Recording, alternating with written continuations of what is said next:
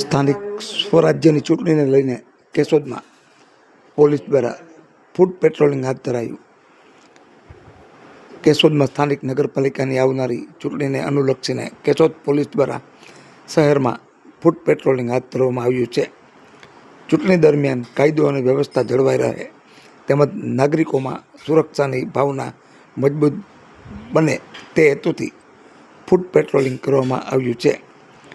કેશોદના DYSP Shri Bipinchandra Thakkar સાહેબ તેમજ PI તેમજ પોલીસ સ્ટાફ સાથે કેશોદના વિવિધ વિસ્તારોમાં ફરી પરિસ્થિતિનું નિરીક્ષણ કર્યું હતું.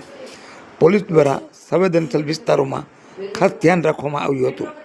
કાયદો વ્યવસ્થા કરવા માટે પોલીસ દ્વારા આ પ્રકારના સઘન પગલાં ચૂંટણી દરમિયાન લેવામાં આવી રહ્યા છે. તમામ બૂથ પોલીસ કડક છે. પોલીસે નાગરિક લોખંડી બંદોબસ્ત ગોઠવવામાં આવશે પણ તે મતદાન કરવા ડીવાયએસપી અપીલ પણ બિપિનચંદ્ર કરી છે. ઠક્કર સાહેબ